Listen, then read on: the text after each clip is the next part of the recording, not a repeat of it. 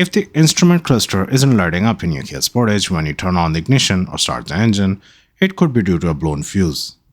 In this video, I will show you the location of the fuse for the instrument cluster and how you can test and replace the fuse. The fuse for the instrument cluster is located in the passenger compartment fuse box, which you will find on the dashboard right next to the driver's door. First, open the fuse box cover by grabbing the handle and pulling it out gently. Once you have the cover off, flip it over to find out a diagram on the back. Look for the fuse labeled as cluster. It's a 10 ampere fuse and this is the fuse that we need to check. Using a pair of needle nose pliers or fuse puller tool, carefully pull out the fuse. Now take a close look at the fuse. If you see that the metal strip inside is broken or melted, the fuse is blown and needs to be replaced. For a more precise check, you can use a multimeter.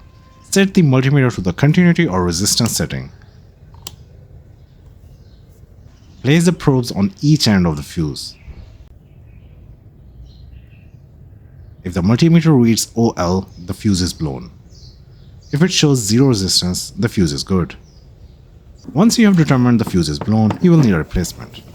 If you don't have a spare 10 ampere fuse on hand, you can find one in the engine compartment fuse box. Insert the new fuse into the slot, making sure it's properly seated and secure.